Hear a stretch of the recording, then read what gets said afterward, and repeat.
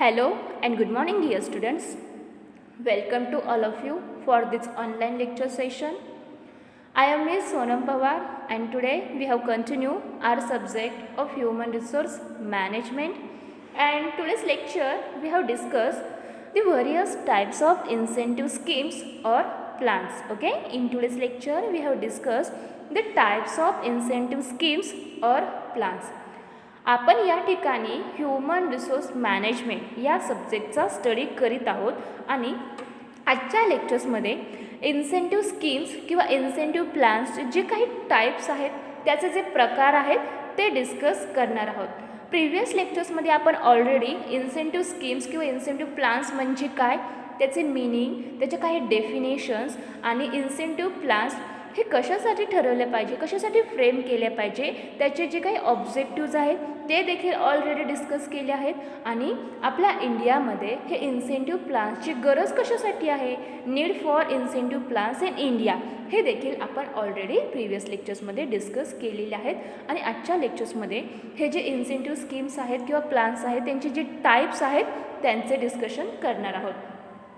Now let's see the types of incentive schemes. The various types of incentives schemes are classified into two broad categories. Okay, the various types of incentive schemes are classified into two broad categories. First is financial incentive and second is non-financial incentive. Okay, लक्ष द्या की हे जे काही incentive schemes आहेत किंवा incentive plans आहेत यांचे जे टाईप्स आहेत त्यांची क्लासिफिकेशन हे टू कॅटेगरीमध्ये केली आहे. त्यामध्ये फर्स्ट कॅटेगरी म्हणजे फायनान्शियल इन्सेंटिव्ह प्लॅन्स आणि सेकंड म्हणजे non financial incentive plans. But here we are concern with financial incentives only. पण आपण या ठिकाणी फक्त फायनान्शियल इन्सेंटिव्हचे जे काही टाईप्स आहेत त्याचे जे प्लॅन्स आहेत ते डिस्कस करणार आहोत. आणि financial incentives may further be classified as individual incentives and group incentives. आता हे जे काही फायनान्शियल इन्सेंटिव्ह प्लॅन्स आहेत त्यांचं देखील क्लासिफिकेशन हे टू टाईप्समध्ये केले आहे, टू कॅटेगरीमध्ये केले आहे. त्यामधील फर्स्ट म्हणजे इंडिव्हिज्युअल इन्सेंटिव्ज किंवा PBR scheme and second is group incentives. Okay, लक्षात ठेवा की आपण या ठिकाणी फक्त फायनान्शियल इन्सेंटिव्ह प्लॅन्स हे डिस्कस करीत आहोत. आणि हे जे फायनान्शियल इन्सेंटिव्ह प्लॅन्स आहेत त्यांचे क्लासिफिकेशन हे टू कॅटेगरीमध्ये किंवा टू टाईप्समध्ये केले आहे. त्यामध्ये फर्स्ट टाईप म्हणजे individual incentive PBR schemes and second is group incentive schemes or plans. Both are discuss now one by one. First is individual incentive or PBR schemes. आता हे जे काही इन्सेंटिव्ह स्कीम्समधील फर्स्ट टाईप आहे ते म्हणजे individual incentive किंवा PBR schemes. यामध्ये 5 plans दिलेले आहेत. त्यामधील फर्स्ट म्हणजे Taylor's differential piece rate plan, second आहे हल्सी प्रीमियम प्लॅन, थर्ड आहे Rowan premium plan, fourth is Emerson efficiency plan and last is Gantt task and bonus plan. तर first टाईपमधील हे 5 मोस्ट इम्पॉर्टंट टाईप्स आहेत ज्याचा study तुम्हाला या human resource management सब्जेक्टच्या द्वारे करायचं आहे आणि हे अत्यंत इम्पॉर्टंट असे टाईप्स आहेत. त्यानंतर इन्सेंटिव्ह स्कीम्समधील जे काही आपण फायनान्शियल इन्सेंटिव्ह प्लॅन्स या ठिकाणी डिस्कस करीत आहोत त्यामधील सेकंड टाईप किंवा सेकंड कॅटेगरी आहे ते म्हणजे ग्रुप इन्सेंटिव्ह स्कीम्स. यामधील 3 टाईप्स तुम्हाला दिले आहेत. त्यामधील फर्स्ट म्हणजे प्रॉफिट शेअरिंग, सेकंड आहे को पार्टनरशिप अँड थर्ड आहे standalone plan. Okay, group incentive स्कीम्समध्ये 3 प्लॅन्स इन्व्हॉल्व आहेत. त्यामधील फर्स्ट म्हणजे प्रॉफिट शेअरिंग प्लॅन, सेकंड आहे co partnership plan and last आहे standalone plan. Now let's C one by one. तर आपण या ठिकाणी फर्स्टली जो ए कॅटेगरी आहे किंवा ए टाईप आहे तो म्हणजे इंडिव्हिज्युअल इन्सेंटिव्ह किंवा PBR स्कीम्स ते डिस्कस करणार आहोत आणि त्यानंतर ग्रुप इन्सेंटिव्ह स्कीम्स हे डिस्कस करणार आहोत. तर individual incentive schemes, okay, under this plan employees are paid on the basis of results. Okay, या टाईपच्या अंतर्गत जे एम्प्लॉईज आहेत त्या एम्प्लॉईजना कशा प्रकारे इन्सेंटिव्ज पेड केली जाते. ओके, तर याच्यामध्ये त्यांचा जो काही परफॉर्मन्स आहे त्याचा जो रिझल्ट असेल, ओके, त्या रिझल्टच्या बेसिसवरतीच त्यांना या ठिकाणी इन्सेंटिव्ज हे पेड केले जाते. या ठिकाणी तुम्हाला PBR स्कीम्स असे सांगितले. आता PBRचा लॉंग फॉर्म काय आहे तर पेमेंट बाय रिझल्ट्स. तुम्ही लक्षात ठेवायचे आहे की इंडिव्हिज्युअल इन्सेंटिव्ह स्कीम्समध्ये जे काय एम्प्लॉईजना इन्सेंटिव्ज पेड केले जाते ते कोणत्या बेसिसवर पेड केले जाते तर यामध्ये जो वर्कर्स आहे, जो एम्प्लॉईज आहे, त्या एम्प्लॉईच्या परफॉर्मन्सच्या बेसिसवरती, त्या परफॉर्मन्सचा जो काही रिझल्ट असेल, ओके, त्या रिझल्टच्या बेसिसवरतीच यांना, त्या एम्प्लॉईजना असे इन्सेंटिव्ज हे पेड केले जाते. आणि यामध्ये या इंडिव्हिज्युअल इन्सेंटिव्ह किंवा PBR स्कीम्समध्ये 5 प्लॅन्स तुम्हाला दिले आहेत. Now let's see. First plan Taylor's differential piece rate plan. Okay, हा अत्यंत इम्पॉर्टंट असा फर्स्ट इन्सेंटिव्ह प्लॅन आहे. The Taylor differential piece rate plan म्हणजे नक्की काय? ओके, तर या ठिकाणी हा जो काही प्लॅन आहे तो फर्स्टली कोणी डेव्हलप केला तर this plan was develop by F.W. Taylor and the father of scientific management. आता तुम्हाला याच्यामध्ये टेलर्स, ओके, असे नाव दिसत आहे. तर हे टेलर्स नाव का दिले आहे तर हा जो काय Taylor's differential piece rate plan आहे तो F.W. टेलर, ओके, यांनी डेव्हलप केला आणि त्याच्यामुळे या प्लॅनचेच नाव हे Taylor's differential piece rate plan असे ठेवलेले आहे. आणि F.W. टेलर हे एक सायंटिफिक मॅनेजमेंटचे कोण आहेत ते फादर आहेत, त्याचे जनक आहेत. And under this plan Taylor's prescribed 2 piece work rates. आणि या प्लॅनच्या अंतर्गत, ओके, F.W. टेलर यांनी काय केले तर 2 पीस वर्क रेट्स या ठिकाणी प्रिस्क्राईब केले आहेत. आणि फर्स्ट आहे तर म्हणजे a higher wage rate for those who reach the standard work and second is lower wage rate whose performance is below the standard. तर लक्षात ठेवा की फर्स्ट प्लॅन आहे तो कोणी डेव्हलप केला तर तो first plan, okay, this plan was develop F.W. Taylor and the father of scientific management. And under this plan F.W. Taylor prescribe 2 piece work rates. First is a higher wage rate for those who reach the standard work and second is a lower wage rate whose performance is below the standard. म्हणजे नक्की काय तर या ठिकाणी यांनी असे सांगितले आहे की ओके टेलर यांनी 2 पीस वर्क रेट्स प्रिस्क्राईब केले. याच्यामध्ये ओके जो एम्प्लॉईज स्टँडर्ड वर्क करेल, ओके, चांगल्या पद्धतीने जे त्यांचे स्टँडर्ड ठरवून दिले आहे त्या स्टँडर्डनुसारच काम करेल, त्यानुसार त्याला जे काही इन्सेंटिव्ज वेज दिले जाणार आहे त्याचा जो रेट असणार आहे तो कसा असणार आहे तो हाय रेट असणार आहे. अँड सेकंड या ठिकाणी त्यांनी पीस वर्क रेट्सचं प्रिस्क्राईब केलं ते म्हणजे lower wage rate whose performance is below the standard. आणि त्यांचे जे कामाचे स्टँडर्ड ठरवून दिलेली असते त्याच्या आतमध्ये बिलो द स्टँडर्ड जर एम्प्लॉईजने काम केले असेल तर त्यांना जो इन्सेंटिव्ह वेज रेट दिला जातो तो कसा असणार आहे तो लोअर असणार आहे, तो कमी असणार आहे. And this standard work is determined on the basis of time and motion studies. आता हा जो काही स्टँडर्ड वर्क टाईम आहे तो कशा प्रकारे डिटरमाइन केला जातो, तो कसा ठरवला जातो.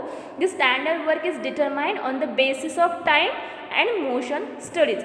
तर टाईमच्या बेसिसवरती आणि जे एम्प्लॉईज काम करतात त्या कामाच्या ठिकाणी ते किती हालचाली करतात, त्यांचे मोशन्स कसे आहेत त्या मोशनचा स्टडी करूनच त्यांचे स्टँडर्ड वर्क हे ठरविले जाते, ते डिटरमाइन केले जाते. This wage plan encourage and rewards the employees who are efficient by giving them wages at higher rate. Okay, this wage plan encourage and reward the employees who are efficient by giving them wages at a higher rate. तर हा जो काही plan आहे Taylor's differential piece rate plan याच्या अंतर्गत कोणते employees मिळवू शकतात तर या ठिकाणी जे इफिशियंट वर्कर्स आहेत, ओके, त्या इफिशियंट एम्प्लॉईजना एनकरेज करण्यासाठी हा अत्यंत काय आहे चांगला प्लॅन आहे, उत्कृष्ट प्लॅन आहे. आणि by giving them wages at higher rate. आणि अशा इफिशियंट वर्कर्सना ओके हायर रेटने इन्सेंटिव्ह वेज देण्याचे यामध्ये काय केले जाते ठरवले जाते. आणि त्याच्या अंतर्गतच हे जे इफिशियंट वर्कर्स आहेत ते काय होतात आणखीन चांगल्या प्रकारे काम करण्यासाठी एनकरेज होत असतात आणि त्यांना याच्या बदल्यात रिवॉर्ड्स दिले जाते. and at the same time the plan penalize those who are slow performers by giving them at a low wage rate. आणि याच्याच ओके अपोजिट काय आहे, जे स्लो परफॉर्मन्स करतात, ओके एकदम स्लोली जे एम्प्लॉईज काम करतात त्यांना या ठिकाणी या प्लॅनच्या अंतर्गत जे काय इन्सेंटिव्ह वेज दिले जाते त्याचा रेट कसा असणार आहे, तो लो असणार आहे, कारण हे स्लो परफॉर्मन्स करतात. परंतु जे हायली ओके परफॉर्मन्स करतात, जे चांगल्या प्रकारे उत्कृष्ट परफॉर्मन्स करतात त्यांना जे काही इन्सेंटिव्ह वेज दिले जाते त्याचा रेट हा हाय असतो. आणि जो लो परफॉर्मन्स करतात, ज्यांचा स्लो परफॉर्मन्स असेल त्यांना जे इन्सेंटिव्ज पेड केले जाते त्यांचा रेट हा लो वेज रेट असतो. तर अशा प्रकारे हा Taylor's differential piece rate plan आहे, तो FW टेलर यांनी डेव्हलप केला. FW टेलर हे एक सायंटिफिक मॅनेजमेंटचे फादर आहेत. त्यांनी याच्यामध्ये 2 पीस वर्क रेट्स डिस्क्राईब केले आहेत, ओके प्रिस्क्राईब केलं आहे. फर्स्ट म्हणजे जे स्टँडर्ड वर्क करतील, ओके जे एम्प्लॉय स्टँडर्ड वर्क करतील त्यांना जे इन्सेंटिव्ह वेज दिले जाते त्याचा रेट हा हाय असेल, आणि जे स्टँडर्ड वर्कचे जे बिलो काम करतील, okay below the standard work करतील त्यांना जे इन्सेंटिव्ह वेज पेड केले जाणार त्याचा रेट हा लोअर असेल. त्याचबरोबर हा प्लॅन्स ओके नक्की कोणाला एनकरेजेस करतो, तर जे इफिशियंट वर्कर्स आहेत ज्यांचा परफॉर्मन्स हाय आहे त्यांच्यासाठी ओके हे काय करत असते, त्या एम्प्लॉईजना एनकरेज करत असते. आणि याच्या अंतर्गत ज्याचा परफॉर्मन्स हाय असेल त्याला हाय रेटने इन्सेंटिव्ह वेजेस दिले जातात, आणि ज्याचा परफॉर्मन्स हा स्लो असेल त्यांना जे काही इन्सेंटिव्ह वेज पेड केले जातात त्याचा रेट हा लो वेज रेट असतो. त्यानंतर सेकंड प्लॅन आहे या इंडिव्हिज्युअल इन्सेंटिव्ह PBR स्कीम्समधील, तो म्हणजे हाल्सी प्रीमियम प्लॅन. हा देखील अत्यंत इम्पॉर्टंट असा प्लॅन आहे. And this plan originated by FA Halsey and American engineer is a combination of the time and the piece wage in the modified form. तर firstly लक्षात ठेवा की हा जो काय हल्सी प्रीमियम प्लॅन आहे ओके तो अत्यंत इम्पॉर्टंट असा या इंडिव्हिज्युअल इन्सेंटिव्ह PBR स्कीम्समधील प्लॅन आहे. मग तुम्ही काय करायचं आहे की हे जे काही प्लॅन्स आहेत ते कोणी डेव्हलप केले ते फर्स्टली लक्षात ठेवायचं आहे. The first Taylor differential piece rate plan कोणी डेव्हलप केला तर तो develop by FW Taylor, the father of scientific management. त्याचप्रमाणे हा जो काही हल्सी प्रीमियम प्लॅन आहे तो this plan originated by FA Halsey and American engineer. तर FA हल्सी हे एक अमेरिकन इंजिनियर आहेत, त्यांनी हा हल्सी प्रीमियम प्लॅन काय केला आहे, ओरिजिनेटेड केला आहे, तो एक डेव्हलप केलेला आहे. आणि या प्लॅनमध्ये okay is a combination of the time and the piece wage in modify form. तर मॉडिफाय फॉर्ममध्ये याच्यामध्ये टाईम अँड पीस वेज यांचे काय केले आहे, कॉम्बिनेशन केले आहे. आणि under this plan a guaranteed wage based on past experience is determined. आणि या प्लॅन अंतर्गत जे इन्सेंटिव्ह वेज एम्प्लॉईजना दिले जाते ते कोणत्या बेसिसवर दिले जाते, ते कसे निश्चित केले जाते, तर याच्यामध्ये जे एम्प्लॉईज आहेत त्यांचा जो पास्ट एक्सपिरियन्स आहे त्याच्या बेसिसवरती ओके हे गॅरंटेड वेज त्या एम्प्लॉईजना दिले जाते आणि तेच या ठिकाणी योग्य त्या प्रकारे डिटरमाइन केले जाते. If a worker saves time he gets 50% of wages for time save called premium in addition to normal wages. तर या ठिकाणी काय सांगितले आहे की एम्प्लॉईजना जे इन्सेंटिव्ह वेजेस पेड केले जाते मग या प्लॅनच्या अंतर्गत त्यांना कसे पेड केले जाते, तर if a worker saves time he gets 50% of wages for time save. आता जे एम्प्लॉईज काम करतात आणि काम करताना ओके त्यांनी जे काही त्यांना स्टँडर्ड वर्क ठरवून दिलेले आहे ओके त्यांना जे काही प्रोडक्शन करायला लावले आणि त्याच्यासाठी त्यांनी हा टाईम सेव केला, तर त्यासाठी त्यांना ते टाईम सेव केल्यामुळे 50% म्हणजे 50% जे काही वेजेस दिले जाते ते जास्त दिले जाते आणि त्यालाच प्रीमियम असे देखील म्हटले जाते. आणि in addition to normal wages, आणि त्यांचं जे काही नॉर्मल वेजेस असेल त्याच्या ॲडिशन ओके जास्तीचे हे प्रीमियम त्या वर्कर्सना दिले जाते. का दिले जाते, तर त्या एम्प्लॉईजने काम करताना जास्त वेळ सेव केला आहे, तो वेळ वाचवला आहे म्हणून त्यांना हे 50% वेजेस जास्त वेळ सेव केल्यामुळे दिले जाते, त्याला प्रीमियम असे म्हटले जाते ओके. आणि नॉर्मल वेजेस बरोबर ॲडिशन म्हणून हा प्रीमियम एम्प्लॉईजना दिला जातो. It is optional for the worker to work on the premium or not. तर हा एक ऑप्शनल आहे की एम्प्लॉईज जे काम करतात त्यांना प्रीमियम द्यायचा, ओके, मिळवायचा असेल, ओके. जर एम्प्लॉईजना असा प्रीमियम मिळवायचा असेल तर ते चांगल्या प्रकारे काम करणार आहे, त्या ठिकाणी टाईम सेव्ह करणार आहेत. आणि ज्यांना जर असा टाईम सेव्ह करायचा नसेल तर त्यांना असे प्रीमियम हे दिले जात नाही, म्हणून it is optional for the worker. तर एम्प्लॉईसाठी हा जो काही इन्सेंटिव्ह वेज या प्लॅनच्या अंतर्गत दिले जाते ऑप्शनल आहे, सर्वांना हे कंपल्सरी नसते. And thus this plans also provides incentive to efficient workers. आणि म्हणूनच जे इफिशियंट वर्कर्स आहेत, ओके, जे कार्यक्षम एम्प्लॉईज आहेत, जे कर्मचारी आहेत, त्यांच्यासाठी हे इन्सेंटिव्ह प्लॅन्स या ठिकाणी प्रोव्हाइड केले जातात. तर त्यानंतर या इंडिव्हिज्युअल इन्सेंटिव्ह PBR स्कीममधील थर्ड प्लॅन आहे तो म्हणजे रोवन प्रीमियम प्लॅन, ओके. हा थर्ड प्लॅन आहे, तो देखील अत्यंत इम्पॉर्टंट आहे. नाव let's see Rowan premium plan. This plan was develop by D. Rowan in 1901, okay. आता हा जो काही रोवन प्रीमियम प्लॅन आहे तो कोणी डेव्हलप केला तर D. रोवन यांनी 1901मध्ये हा रोवन प्रीमियम प्लॅन एम्प्लॉयसाठी काय केला आहे, डेव्हलप केला आहे. And this plan to a large extent incentive schemes similar to that of Halsey premium plan.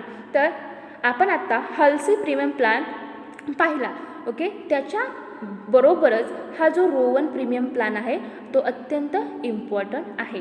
And the only difference is in regard to the determination of the premium. तर यामध्ये या दोघांमध्ये म्हणजे हल्सी प्रीमियम प्लॅन आणि Rowan premium plan याच्यामध्ये difference काय आहे, याच्यामध्ये फरक काय आहे तर is in regard to determination of the premium. तर जे एम्प्लॉईजना प्रीमियम, ओके, इन्सेंटिव्ह वेज दिले जाते त्याचा जो काही प्रीमियम ठरवला जातो तो डिटरमाइन करणे हे फक्त या दोन्ही प्लॅन्समध्ये डिफरंट आहेत, वेगळे आहेत. Unlike a fix percentage in a case of Halsey plan.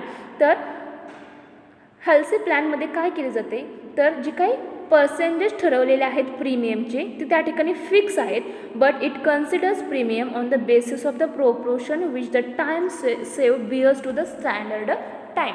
परंतु यामध्ये या रोवन प्रीमियम प्लॅनमध्ये काय केले जाते, इट कन्सिडर्स असे निश्चित केले जाते की premium on the basis of the proportion which the time save bears to the standard time. तर अशा प्रकारे हल्सी प्रीमियम प्लॅन एवढाच हा रोवन प्रीमियम प्लॅन अत्यंत इम्पॉर्टंट आहे. हा जो रोवन प्रीमियम प्लॅन आहे तो D. रोवन यांनी 1901मध्ये डेव्हलप केला, ओके. त्याचबरोबर हल्सी प्रीमियम प्लॅन आणि रोवन प्रीमियम प्लॅन यांच्या दोघांमधील डिफरन्स काय आहे तर ते म्हणजे प्रीमियम कसा निश्चित करायचा आणि प्रीमियमसाठी जे पर्सेंटेज ठरलेले असते ते हल्सी प्रीमियम प्लॅन्समध्ये ते फिक्स्ड आहेत, परंतु या रोवन प्रीमियम प्लॅनमध्ये फिक्स्ड नसतात. त्याचबरोबर यामध्ये जो प्रीमियम दिला जातो तो एम्प्लॉईजने स्टँडर्ड टाईमपेक्षा किती टाईम सेव्ह केला आहे त्या बेसिसवर दिले जाते. त्यानंतर फोर्थ नंबरचा प्लॅन आहे या फर्स्ट टाईपमधील, तो म्हणजे इमर्सन इफिशियन्सी प्लॅन. आता इमर्सन इफिशियन्सी प्लॅन म्हणजे नक्की काय तर under this scheme both standard work and day wages are fixed, okay. Under this scheme both standard work and day wage are fix.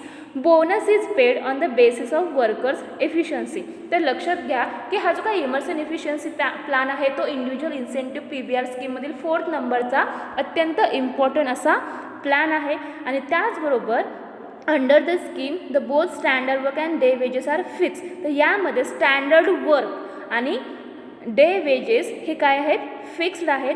आणि bonus is paid on the basis of workers efficiency. आणि या प्लॅनच्या अंतर्गत जे एम्प्लॉईजना bonus paid केला जातो, okay, तो bonus कोणाला पेड केला जातो तर वर्कर्सच्या इफिशियन्सीवरतीच असा बोनस त्या एम्प्लॉईजना हा पेड केला जातो. A worker becomes entitled to get bonus only when his or her efficiency reaches of 67% and the rate of bonus goes on increasing till he achieves 100% efficiency, okay. या ठिकाणी काय सांगितले आहे की a worker becomes entitled to get bonus only when his or her efficiency reaches to 67%. तर या प्लॅनच्या अंतर्गत त्या एम्प्लॉईजना बोनस कधी दिला जातो तर एम्प्लॉयची जी काय इफिशियन्सी आहे ती 67पर्यंत ओके रीच झाली असेल, ती वाढली असेल तरच त्यांना असा हा बोनस पेड केला जातो. The rate of bonus goes on increasing till he achieves 100% efficiency. आणि जोपर्यंत ते वर्कर्स 100% इफिशियन्सी ओके अचीव करत नाही तोपर्यंत या बोनसचा जो काय रेट आहे ओके तो रेट या ठिकाणी इन्क्रीज होत असतो. Above 100% efficiency bonus will be 20% of the basic rate plus 1% for each and 1% increase in efficiency. In this way, at 120% efficiency, a worker receives a bonus of 40%, and at 140 efficiency, worker gets 60% of the day wages as bonus. तर या स्कीम्समध्ये standard work and plus day wages हे fix केलेले आहेत. यामध्ये एम्प्लॉयच्या इफिशियन्सीच्या बेसिसवरतीच त्यांना असे हे बोनस पेड केले जाते.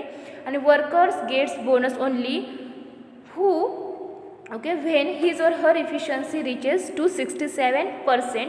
आणि हा जो काही बोनस दिला जातो त्याचा जो रेट आहे त्या वर्कर्सच्या 100% इफिशियन्सी जोपर्यंत वाढत नाही तोपर्यंत हा रेट इन्क्रीज होतो. आणि जर 100% इफिशियन्सी असेल तर त्याला जो काही बोनस दिला जाईल तो 20% असणार आहे on the basis rate and plus 1% of each and 1% of increase in efficiency.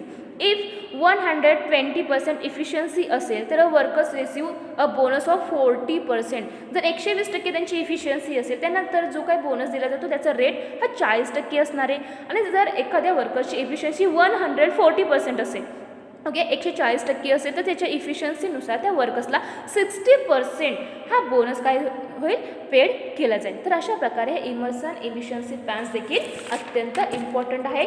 तो यामधील 4th नंबरचा प्लॅन आहे. नाव let's see the last plan of individual incentive or PBR schemes types. It is Gantt task and bonus plan. Okay हा या individual incentive PBR स्कीम्समध्ये last plan आहे तो म्हणजे Gantt task and bonus plan.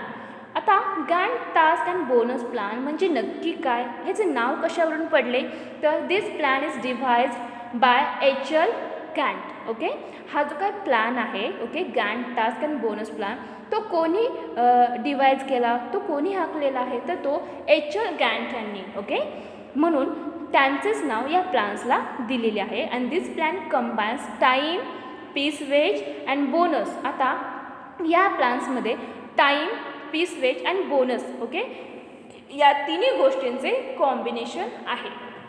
Standard time piece wage and high rate per piece are determined. Okay standard time piece wage and high rate per piece are determined. याच्यामध्ये काय केले जाते तर standard time हा ठरवला जातो. त्यानंतर पीस वेज आणि हाय रेट पर पीस हे या ठिकाणी निश्चित केले जाते.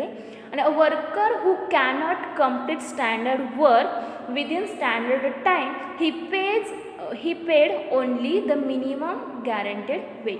जर एम्प्लॉईजने किंवा वर्करने त्यांना जे काही स्टँडर्ड वर्क ठरवून दिले आहे त्या स्टँडर्ड वर्क त्याने स्टँडर्ड टाईममध्ये ओके स्टँडर्ड टाईममध्ये जर कंप्लीट नाही केला ओके कॅनॉट कंप्लीट तर यांना त्या एम्प्लॉईजना मिनिमम गॅरंटेड वेज याच्यानुसारच त्यांना हे त्यांचे जे काही वेजेस असेल ते पेड केले जातात.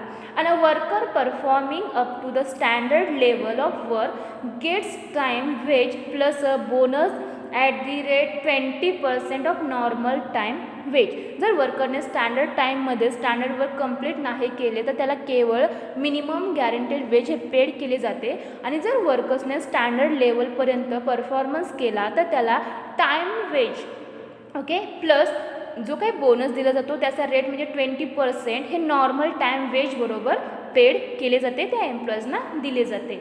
And if the worker exceeds the standard, he is paid a higher piece rate, but there is no bonus. जर एखाद्या वर्कर्सने जो काही त्यांचं स्टँडर्ड ठरवलेलं आहे ओके ते स्टँडर्ड लेवल त्याची एक्सीड झाली असेल ओके तर त्याला हायर पीस रेटनुसार वेजेस हे दिले जातात पण त्याला बोनस हा दिला जात नाही. तर अशा प्रकारे हे जे 5 प्लॅन्स आहेत ते आपण या ठिकाणी डिस्कस केले आहेत. तर अशा प्रकारे इन्सेंटिव्ह स्कीम्सचे जे काही टाईप्स आहेत त्यामध्ये आपण फायनान्शियल टाईप्स या ठिकाणी डिस्कस करीत आहोत. त्यामधील फर्स्ट म्हणजे individual incentive or PBR schemes. त्यामधील 5 प्लॅन्स इन्क्लूड आहेत. त्यामधील फर्स्ट म्हणजे Taylor's differential piece rate plan, second Halsey premium plan, third आहे रोवन प्रीमियम प्लॅन, फोर्थ आहे इमर्सन इफिशियन्सी प्लॅन आणि लास्ट आहे Gantt task and bonus plan. तर हे 5 टाईप्स अत्यंत इम्पॉर्टंट आहे.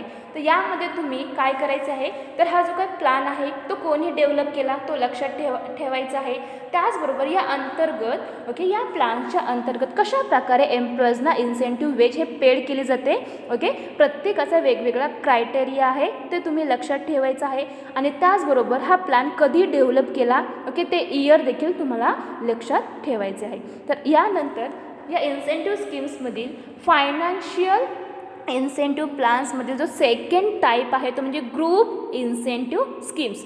नाव let's see group incentive schemes. There are 3 plans include these group incentive schemes. Now see one by one.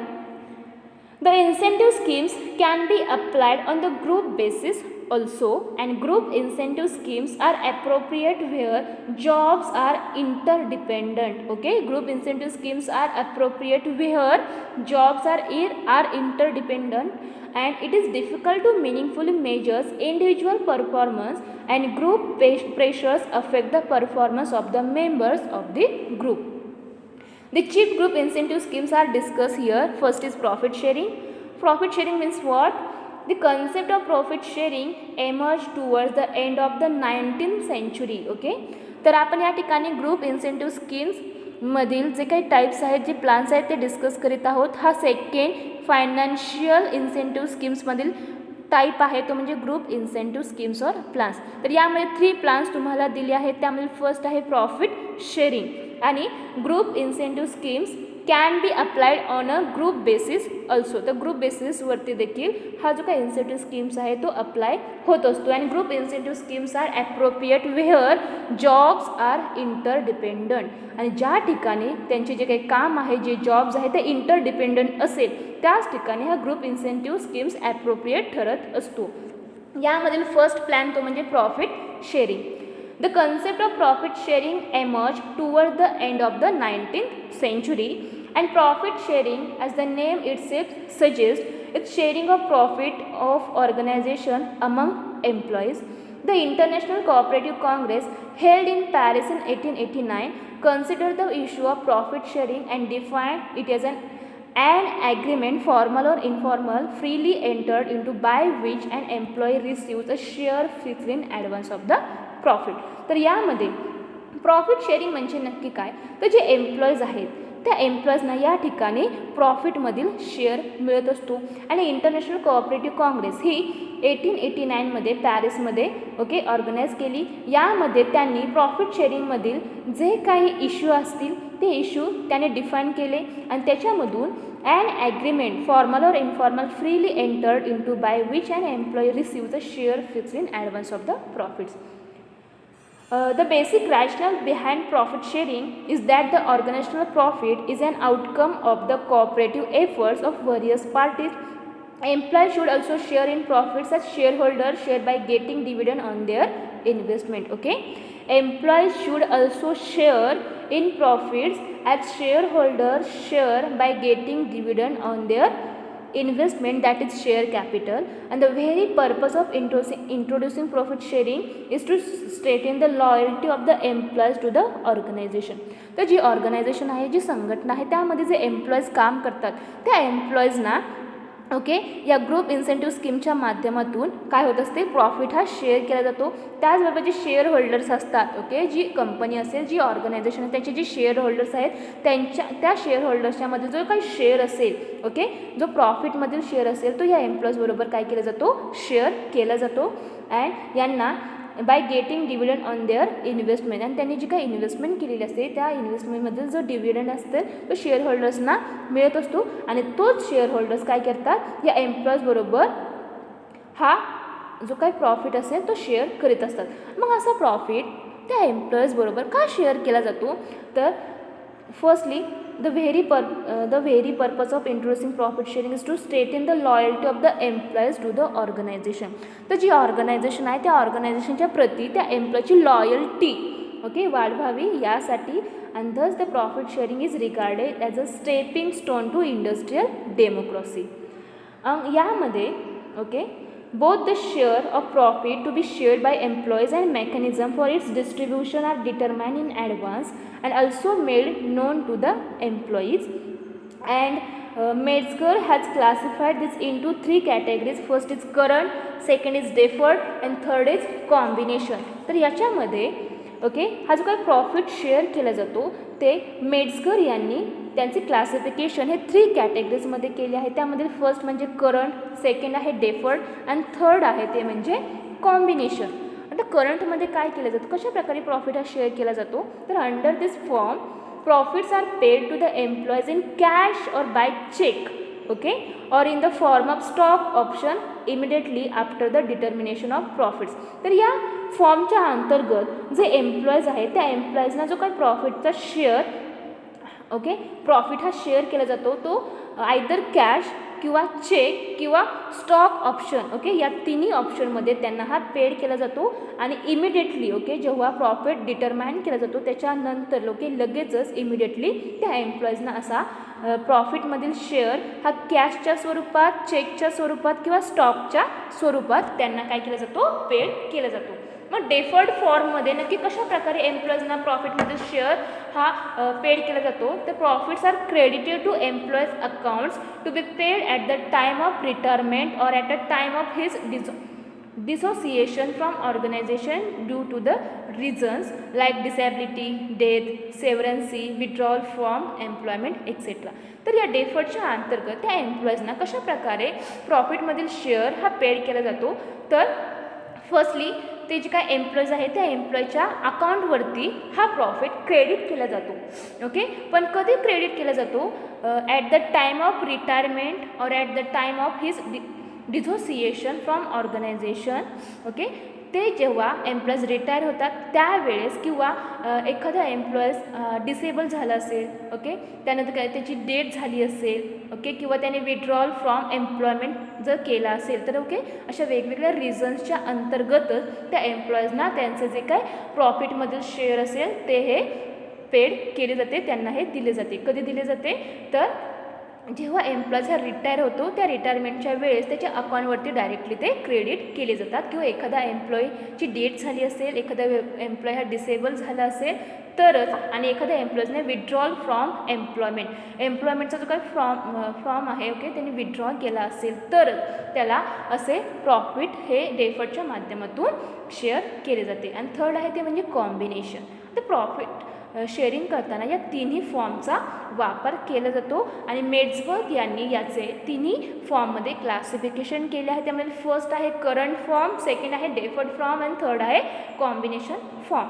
In this case a part of employee share of profit is paid in cash or cheque or stock and the remaining part is deferred and credited to his her account. तर या प्लॅनच्या अंतर्गत किंवा या फॉर्मच्या अंतर्गत एम्प्लॉईजना त्यांच्या प्रॉफिटमधील share कसा पेड केला जातो, तर either cash, cheque or stock and the remaining part is deferred and credited to his or her account and employees receive their share in the organizational profit in the form of bonus okay. Employees receive their share in the organizational profit in the form of bonus. तर employees त्यांचा जो काही share आहे okay ऑर्गनायझेशनला जो profit झालेला आहे त्याच्यामध्ये जो शेअर त्यांना दिला जातो तो त्यांना बोनसच्या स्वरूपात देखील मिळत असतो. In India the employee bonus is governed by the payment of bonus act 1965 okay. आपल्या इंडियामध्ये जे एम्प्लॉईजना बोनस दिला जातो तो पेमेंट ऑफ बोनस ॲक्ट 1965 याच्या अंतर्गत हे पेड केला जातो. तर ग्रुप इन्सेंटिव्ह स्कीम्समधील प्रॉफिट शेअरिंग हा फर्स्ट प्लॅन आहे.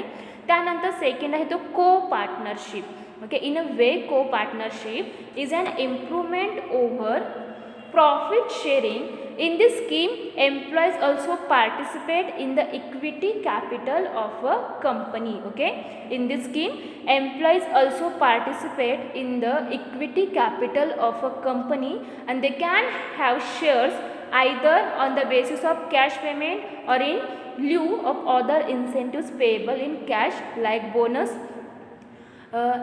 Thus, under co-partnership scheme, employees become shareholders also by having company shares, and now employees participate in both profits and management of the company. तर को-पार्टनरशिप देखील हा group incentive स्कीम्समधील second plan आहे, तो अत्यंत important आहे. को-पार्टनरशिपच्या अंतर्गत जे एम्प्लॉईज आहेत त्यांना देखील काय केले जाते, त्याच्या अंतर्गत प्रॉफिटमधील शेअर मिळत असतो, आणि ज्या वेळेस त्या एम्प्लॉईजना असे को पार्टनरशिपच्या माध्यमातून प्रॉफिट शेअर केला जातो, त्यावेळेस हे एम्प्लॉईज ते ऑर्गनायझेशन किंवा ती कंपनीचे जे मॅनेजमेंट आहे त्या मॅनेजमेंटमध्ये किंवा प्रॉफिट्समध्ये काय करू शकतात, पार्टिसिपेट होऊ शकतात. आणि एम्प्लॉईजना असा जो काही प्रॉफिटमधील शेअर दिला जातो तो कोणत्या बेसिसवरती दिला जातो, at the basis of cash payment or in a lieu of other incentives payable in cash like bonus. The final points of this scheme are that it recognizes the dignity of labor and also of a partner in the business. तर या प्लॅनच्या अंतर्गत आता हे employees जर त्या को partnership प्लॅनच्या अंतर्गत प्रॉफिट मिळवत असतील तर त्यावेळेस त्यांना एक डिग्निटी दिली जाते की ते जे काही लेबर आहे ते लेबर त्या बिझनेसचे पार्टनर होत असतात. And this would in turn develop a sense of belongingness among the employees and encourage them to contribute their best for the development of the organization. आणि ऑर्गनायझेशन डेव्हलपमेंट करायची असेल, त्याचा विकास करायची असेल तर असा को पार्टनरशिप स्वरूपामध्ये त्या एम्प्लॉईजना प्रॉफिट शेअर केला जातो. त्यानंतर ते त्या बिझनेसचे काय होऊ शकतात, त्यांना पार्टनर्स म्हणून डिग्निटी मिळत असते, आणि त्यामधून ते जे एम्प्लॉईज आहेत त्या एम्प्लॉईजमध्ये त्या अमंग एम्प्लॉईजमध्ये त्या ऑर्गनायझेशनबद्दलची बिलॉंगिंगनेस म्हणजे आपापसातील चांगल्या प्रकारची भावना सेन्स ऑफ बिलॉंगिंगनेस हा डेव्हलप होत असतो, आणि त्याच्यामधून ते एम्प्लॉईज आणखीन चांगल्या प्रकारे त्या ऑर्गनायझेशनचे जे काही ऑब्जेक्टिव्ज असतील ते ऑब्जेक्टिव्ज फुलफिल करण्यासाठी, ते अचीव्ह करण्यासाठी कॉन्ट्रीब्यूट करावे, यासाठी त्या एम्प्लॉईजना एनकरेज करण्यासाठी असे वेगवेगळे प्लान्स ठरविले जातात आणि त्या एम्प्लॉईजना प्रोत्साहित हे केले जाते. त्यानंतर या ग्रुप इन्सेंटिव्ह स्कीम्समध्ये third and most important plan म्हणजे स्कॅनलोन प्लॅन. आता स्कॅनलोन प्लॅन म्हणजे नक्की काय, तर the Scanlon plan was develop by Joseph N Scanlon, a lecturer at the Massachusetts Institute of Technology in USA in 1937. तर Massachusetts Institute of Technology in USA in 1937 मध्ये हे Joseph N स्कॅनलोन काय होते, लेक्चरर होते, आणि त्यांनीच जोसेफ एन स्कॅनलोन यांनी हा जो काही स्कॅनलोन प्लॅन आहे तो डेव्हलप केलेला आहे. And the plan is essentially a suggestion schemes designed to involve the workers in making suggestions for reducing the cost of operation and improving working methods and sharing in the gains of increased productivity. तर या प्लॅनच्या अंतर्गत नक्की काय केले जाते, तर जे एम्प्लॉईज आहेत ते एम्प्लॉईज ऑर्गनायझेशनमध्ये काम करत असतात, तर त्या एम्प्लॉईजकडून ते जे काही ऑर्गनायझेशन आहे त्या ऑर्गनायझेशनची प्रोडक्टिव्हिटी इन्क्रीज करायची असेल, त्याचबरोबर जे काही वर्किंग मेथड्स आहेत ते इम्प्रूव्ह करायचे असतील, कॉस्ट ऑफ ऑपरेशन हे रिड्यूस करायचे असतील, तर याच्याबद्दल त्यांच्याकडून सजेशन्स हे घेतले जातात, आणि त्या सजेशन घेतल्यानंतर त्यांना याच्या अंतर्गत काही प्रॉफिटमधील शेअर हा त्यांना दिला जातो. And the plan is characterise by 2 basic features. मग या प्लॅनचे 2 महत्त्वाचे फीचर्स आहेत, त्याची वैशिष्ट्य आहे ते म्हणजे both employees and managers can participate in the plan by submitting their suggestions for cost cutting method. तर या प्लॅनच्या अंतर्गत या प्लॅनचा फर्स्ट फीचर काय आहे, तर जे एम्प्लॉईज आहेत किंवा जे मॅनेजर्स आहेत ते काय करतात, त्यांना जे काही सजेशन्स देण्यासाठी सांगितले त्या सजेशन्स देण्यासाठी या प्लॅनच्या अंतर्गत ते पार्टिसिपेट होतात, आणि कॉस्ट कटिंग मेथडच्या अंतर्गत ते हे त्यांचे सजेशन्स सबमिट करीत असतात. त्यानंतर सेकंड फीचर काय, increase in efficiency on account of cost cutting is shared by the employees of the unit. And this Scanlon plan wherever adopted has been successful to encourage a sense of partnership among employees, improved employee-employer management relations and increased the motivation to work. तर या प्लॅनमुळे काय होते, तर जी organisation हा standalone plan एम्प्लॉईजना incentive plans देण्यासाठी, wage देण्यासाठी अडॉप्ट करत असेल, तर त्या ऑर्गनायझेशनमध्ये जे एम्प्लॉईज आहेत त्या एम्प्लॉईजमध्ये सेन्स ऑफ पार्टनरशिप हे एनकरेज होत असते.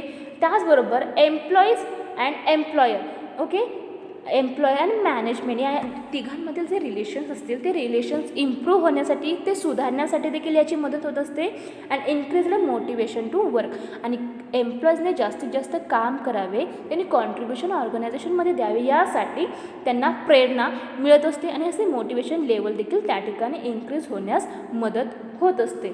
तर अशा प्रकारे आपण या ठिकाणी इन्सेंटिव्ह स्कीम्स किंवा प्लान्स याचे जे काही टाईप्स आहेत ते डिस्कस केलेले आहेत. आणि आजच्या लेक्चर्समध्ये आपण फक्त फायनान्शियल इन्सेंटिव्ह प्लान्सचे जे काही टाईप्स आहेत त्यामधील 2 कॅटेगरीमध्ये त्यांचे क्लासिफिकेशन केले आहे. त्यामधील फर्स्ट आहे individual incentive PBR scheme and second आहे ग्रुप इन्सेंटिव्ह स्कीम्स. तर फर्स्ट टाईप आहे तो इंडिव्हिज्युअल इन्सेंटिव्ह किंवा PBR स्कीम्स. त्यामध्ये 5 प्लॅन्स इन्क्लूड आहे. त्यामध्ये फर्स्ट म्हणजे Taylor's differential piece rate plan, second आहे हल्सी प्रीमियम प्लॅन, थर्ड आहे Rowan premium plan, then Emerson efficiency plan and last is Gantt task and bonus plan.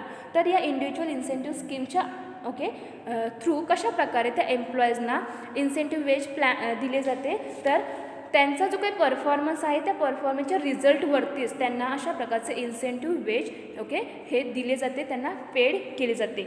त्यानंतर second type आहे तो म्हणजे ग्रुप इन्सेंटिव्ह स्कीम्स. यामध्ये 3 plans involve आहे. First आहे profit sharing, second आहे को पार्टनरशिप अँड थर्ड आहे स्टँडअलोन प्लॅन. तर अशा प्रकारे हे जे काही इन्सेंटिव्ह स्कीम्सचे किंवा प्लॅन्सचे जे टाईप्स आहेत ते आपण या ठिकाणी आजच्या लेक्चर्समध्ये डिस्कस केलेले आहेत. Okay, thank you.